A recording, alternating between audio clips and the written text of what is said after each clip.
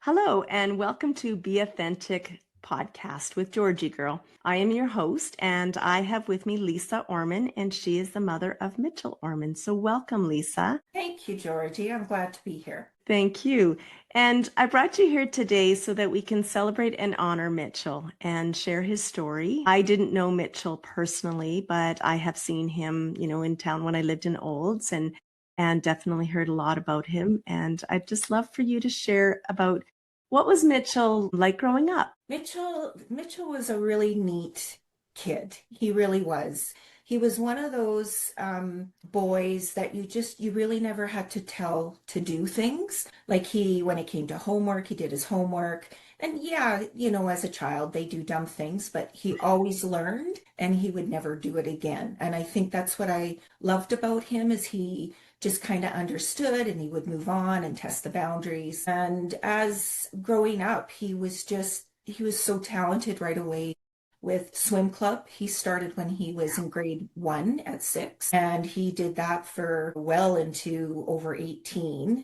And I think he had 94 club records with the Olds Rapid Swim Club and Wow. swam at a national level as well at some of the meets. And through that, and then music, he actually really fell in love with piano, not until he was 11. And he just wanted to play. And so he learned quite quickly and did very well. Like when Mitchell put his mind to something, he was going to do it. And there was no telling him otherwise. And we could see that in school. He excelled right from the beginning, but I don't think it was till grade 4 with Mrs. Carlson. And she just said he was very unique and very determined. And he worked his way up. And then all through high school, grade 9 to grade 12. He was the top of his class. And then, of course, in grade 12 became valedictorian and got the governor's award and won numerous awards, through science, math, and all those individual awards. And I don't know, he was just, you would never have known that there might have been something under the surface that was gurgling, coming up. Just when he did something, he did it like 100. I always wondered if he was exhausted. I always asked him if he needed to take a break, but he never wanted to. And, having said all that, I don't think he believed he wanted to be the best. I don't think he knew how to tone it down. Like he studied, and when he studied, he got it. And he would never downplay anything on exams. So I don't think he tried to excel to beat other friends or students. He just did it because that's what he could do and he was going to do it to the best he could. And I do love him for that. And I'm very, very proud of him for that. Yes, yes.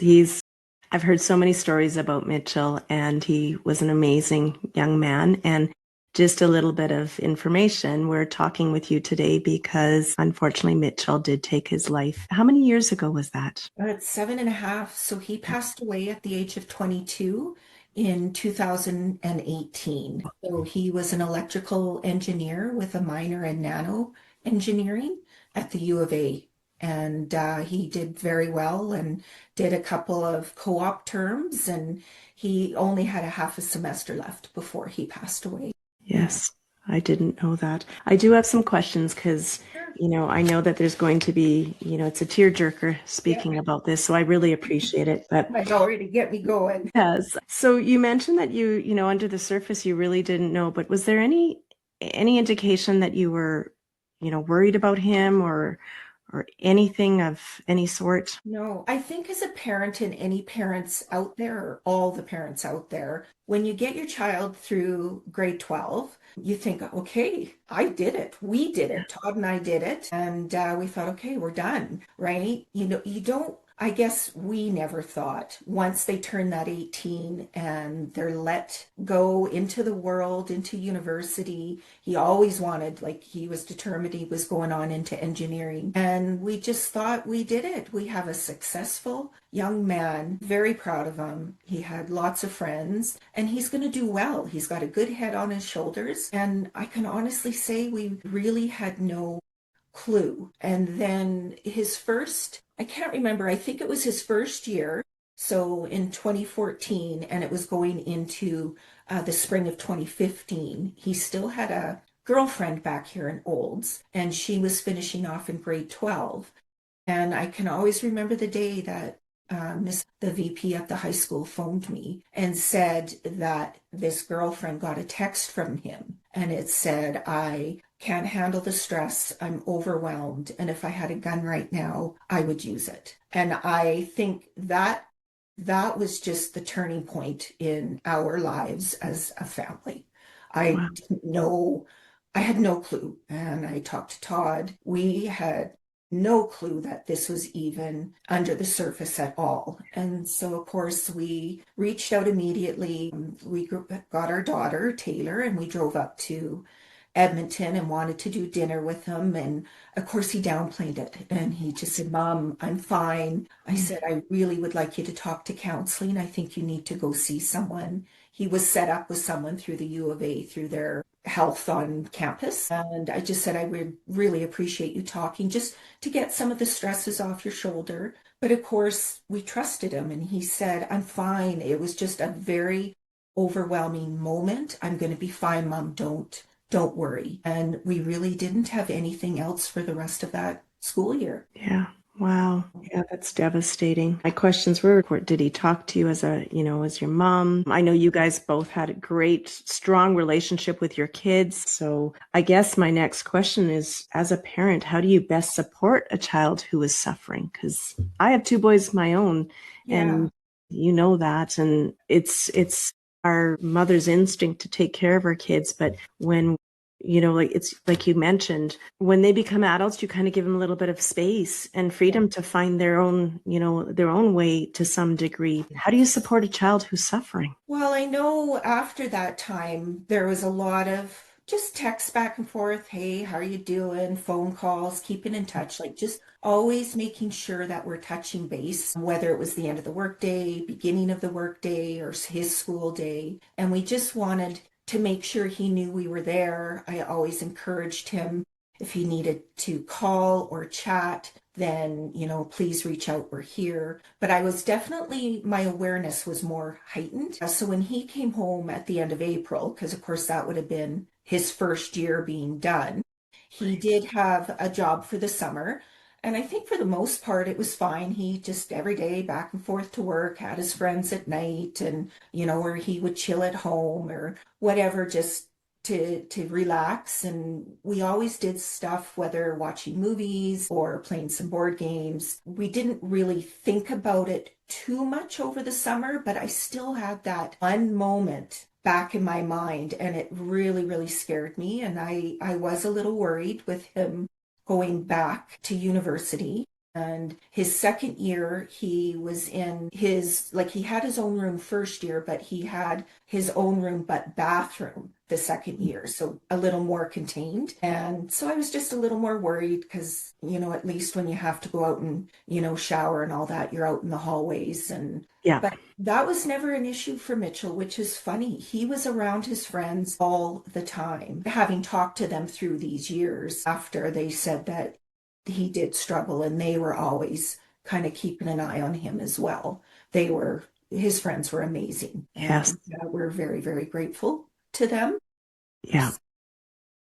But it would be very hard. My kids have great friends too, but you sit there and you tell them, "Oh, you'll get through this," or "This is just a hard time," or and they do, people do the best they can, but we don't understand like what Mitchell was going through because he was the only one experiencing this. Exactly, exactly. I think the absolute turning point was Christmas of 2015, and that we were getting ready to go to piano recital here in Olds for Taylor. And I got a text from Mitchell, and he said, Mom, I don't want you to freak out, but I'm in the hospital. I tried to end my life tonight. Wow. And the reason I believe we got that text is his really, really good friend said, You tell your mom right now or I am phoning her. And so he did. He got on the phone. We canceled the piano recital and we hopped in the car in a snowstorm and drove all the way up to the U of A hospital that night. And we got there quite late. It was about 11 o'clock at night. And that I don't want to say it's funny, but they had nowhere to put him, our medical system. He was Yeah. in the Alzheimer's unit. Dear. There he is. We walk in, Taylor and Todd and I, and he's sitting up 11 o'clock at night in his bed doing quantum physics assignments. And he's like, I'm fine. I don't know what everyone's worry is, but I am fine. I'm here. I'm good. And I said, Mitchell, you are not fine. And I said, this is big now. This is the turning point. And now we need to talk. We need to keep the communications open. You definitely need a therapist, or they set him up for a little bit too through the Mhm. hospital. And we had found out at that time, he did tell me, Mom, he said, I did try to jump off the high level bridge one night. I guess it was back in November. And he said, I was hanging on. And he said, I really got scared and I didn't want to die at that time. And Yeah. so he managed to get back up. So some of his coping mechanisms, which some parents probably know through their children, is they cut Mm. because they can control. Yeah. And he hid it for the longest time. We didn't see him in short sleeves, but we talked about it eventually. Like we got to it, and he really did become an open book. And we became an open book. And we just said, we'll do anything to keep you here, Mitchell. We love you. You deserve to be here. What do we need to do as a family? Yeah. Wow. That's tough. You talk about he had a little bit of supports helping him. Do you find sometimes that with our system that there aren't a lot of supports available or there's a long wait for supports? I do. Both Todd and I have talked about it a lot. We still talk about it today because you always wonder, everyone, right? It's the what Yeah. if. And what if they were readily available, the help. And you can always have the helpline, but even that, sometimes you end up on hold. Mitchell would end up on hold. And one of the big problems is psychiatrists. They are so limited, and people wait months to get into them, and they're the ones prescribing the medication, is Yeah. what we found out. You Yeah. go to the therapist, they take all the notes, they take all the day-to-day routines. What are you doing? What are your coping mechanisms? And then eventually you go to the psychiatrist, who then reads the notes, and basically they just prescribe. And I mean, I could be wrong in other instances, but I know for Mitchell, that is exactly what happened. Yeah, wow. So after Mitchell's passing, which is devastating, and like I'll never forget that day, it affected the whole community because Yes. that's who Mitchell was. He Yeah. was so well known and he was well talked about. He was athletic, he was smart, just a fantastic role model. And that day definitely affected the community. And I couldn't imagine what you and Todd and Taylor went through. I count my blessings every day because of my kids, but I often, even when I count my own blessings, I think of parents who have lost theirs because that's not easy. So after his passing, were there any supports available to you as a family? It's an interesting question because I was actually going through cancer treatments when Mitchell passed. And so we knew something was up because we hadn't heard from him. His friends were phoning us, and I had a really early morning appointment, chemotherapy appointment, or I'm sorry, radiation. And so I just kept saying, I'm going to phone him when I get back. We're going to do a wellness check. So Todd was working in Calgary at the time, and he phoned and got the police of Edmonton. They did a wellness check, but we both still did not know anything. I got back to the house with a friend who had driven me that day, and our doorbell rang, and she went to get it, and it was the RCMP. And so they came to let me know that Mitchell had passed. And I knew right away because I could see the yellow stripe down the pant leg when they opened the door. And so they came in and they just gave us their card, and they sat with us for a little bit. We got a hold of Todd. He had a friend who was going to drive him home, and the police left. I wasn't left with any kind of support numbers at all.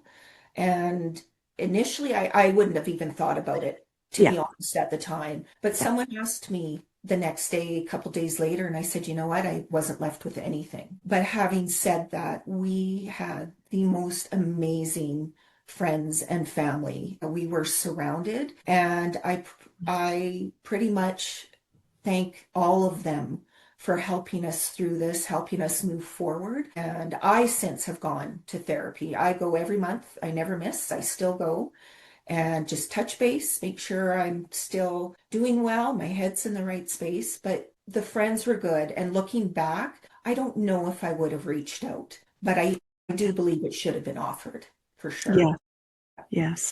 You had the community behind you, had your family and your friends, but there are some people that do not have that. And Yes, and it is true. yeah, I'm just always curious because I do know the health system is busy for sure. And I'm not saying anything negative about that. It's just that they're overswamped with all Yeah, of their needs as well. exactly. What advice would you give other parents who may be going through, or not just parents, people who may be going through situations such as Mitchell? Yeah, I talked to a youth empowerment and support group, but way back. It was in 2019, so the year after Mitchell passed. And it was for a bunch of I think it was maybe grades 10 to 12. There might have been some grade nines there. And it was terrifying. But I know one of the things I told them as a parent, I said, children always, or young adults always think it's too scary to go to parents. They'll push me away. They won't listen. They'll tell you to get over it. But I said, you know what? You'll be amazed if you just sit down, talk to them. It's going to be a hard conversation. You do have to give them a little bit of time to process, but they'll be there for you because I said, I don't ever want your parents to go through what I went through if you can just sit down and have that conversation. And to parents, I always say, just talk to your child, have a conversation with them, turn the phones, the computers, the TV off, and just have a conversation. Do every day board games, go out for a walk, but always be there for them and let them know you're listening and let them know that sometimes it's hard to say or to hear what they're trying to tell you. But in the end, I do believe the majority of parents come around and will listen because we really do want to do anything to have our children. That's why we brought them into this world is to raise them and end up having families of their own and a life of their own. And we want them. We, Yes, for sure. I call those conversations heart chats, wellness checks, even my own kids, and they're doing well. But when I don't hear from them often, sometimes I'll text or I'll show them a picture or something, and then I'll see that they've read it. And I know that like they're like, Mom, we're at work. But then I'm like, okay, I know you're fine. but you So have to touch base now and then. So absolutely. Just sitting here thinking of Mitchell, part of authentic self-compassion is to help other people. And mhm, I'm hoping through our conversation today is that if we can help one person and one family, to me, that's a start. And I do believe that everybody has a story. yeah. And I think it's important for people to know too. A lot of people ask, like with the You Matter Yes. that started for Mitchell, the semicolon, like it's continuance. And I think that's what's so important about it is every person has a story. And although we all have struggles in life, our story deserves to continue to be heard. And we just need to remember that through the conversation, keeping it open, keeping it honest, never be ashamed, never be embarrassed to reach out because everyone at some level or another have some sort of mental health and wellness going on that they need to just talk to someone about and talk it through. And as long as we do that, then our story just keeps moving forward because we keep trucking on, right? Yeah. Yeah. Yes. Yeah.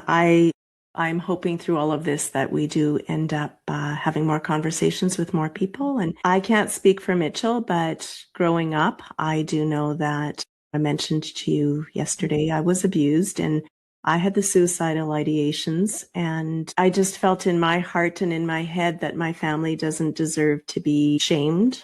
If anybody had found out, I was manipulated a lot. And I just remember I just felt that I did not deserve to be here. And it wasn't that I wanted to commit suicide. I just felt like I didn't belong and I didn't know where I belonged. And it didn't help that the person told me that they would commit suicide if I would ever say anything to anybody. And so I couldn't live with that. that's where the thought process started in my head. And then I struggled with some coping skills down the road as well. When something traumatizing or negative was happening, I didn't have the coping skills at that time to learn how to get through that.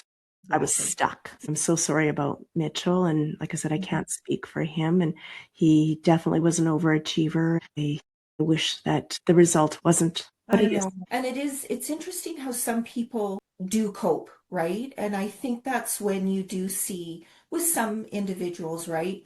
I think there's so much going on in their head and in their mind. People turn to different things, right? And you end Yes. up seeing drug abuse, alcohol abuse. And Yeah. for Mitchell, he actually just turned to activity. Like he just said, Mom, I have so much going on in my mind right now. Like he would, middle of the night, he'd go for a run or he'd hop on his bicycle. Or if it was the weekend, he'd drive out to the mountains and go on a hike. Mhm. Like it was just all Yeah. these things. And I think eventually he was so exhausted, couldn't keep up trying to keep his mind calm. Yeah. And for him, that was definitely his coping skill. And we saw it. I could see it in him. He was tired. He was tired. You know, we had those kind of last 3 years of when we were full on. We knew um, what he was going through, what he was trying to manage with his friends. And we just tried to do so many things, do fun things with his friends Yeah. as a group. And we thank them so much for our last 3 years because our last 3 years, although they were tough, I believe Mitchell with us was very honest, very open, didn't hide anything anymore. They were true, honest, heart conversations. Yes. Yes. And yeah, that's something that you'll always hold on to. Yeah. So, like I said, like this is a conversation not only to help others, but to keep Mitchell alive in our hearts. So I'm so grateful for having this conversation. And you did mention the You Matters.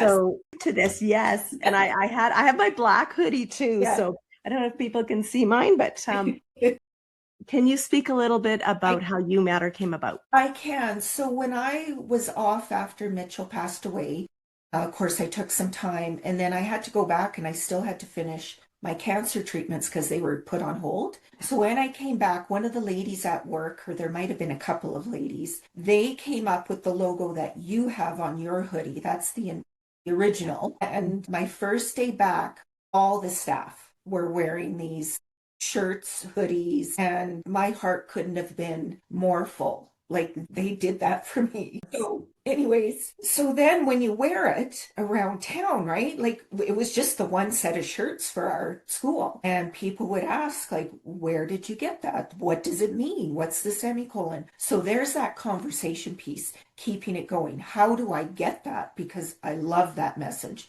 We Yeah. need it. And so initially I had contacted Digger Sports and asked if we could do an order, and they said for sure. And the orders were crazy that we were getting. And so I looked after all the orders for quite a while. I had some friends around the division who helped and organized after the orders came in and sorted and delivered and did a pickup. And then eventually Diggers just said, why don't we just take this over? And so every year she comes up with a different logo. I think we have about 3 or 4 different styles, but always the original. And now we've got hoodies and tote bags and hats and sweatshirts. We've got sweatpants and baby onesies, Oh, I all didn't know that. blankets and all sorts. And it's just so cool to see. So Kendall has been amazing at Diggers, and we try and do 2 to 3 orders a year. She just lets me know, and then I get word out. I do it through Facebook. I do it through the school division, word of mouth. I do it through Facebook Messenger as well and Instagram. And when the orders come in, they go directly to Diggers and they look after it all for me. You just go in, it's all paid online, and I don't have to look after that side. And then whatever is left over from what they need for just the cost of everything, they donate in Mitchell's name to the Alberta Mental Health Society. And so through that, I've also done lanyards, I've done decals, I did magnets for a while, and we've probably donated $50,000 in his name just for this You Matter locally, um, message, and it's kept the message going. And I've been into the States and kind of come across it from someone who knew someone who knew someone. Yeah. So it's kind of cool. So yeah, I just want to That's honor him awesome. however I can. I do whatever, wear green hair, Yeah. crazy that way, but yeah, just Yeah. my way of keeping him alive. For sure, for Yeah. sure. And I remember wearing my hoodie, and I believe I was in Banff,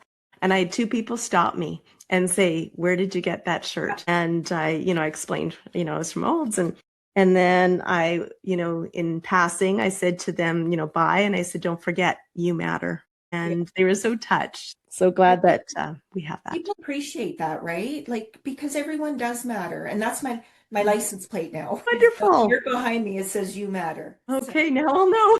always know it's me. Yes. Yeah. Oh, that's wonderful. Is there anything else, Lisa, before we end this conversation that you'd like Well, to I think share? the things I did want to let you know, and no offense to anyone, but I was always told, and I've kind of read up on it, when we say commit suicide, it's like that's part of the stigma because when you commit, Mm, it's like you're committing a crime. And I mm, think so many people need to know this isn't a crime.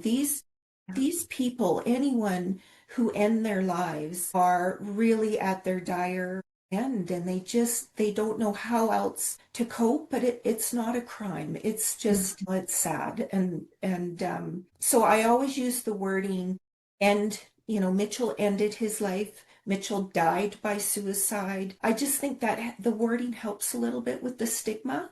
yes.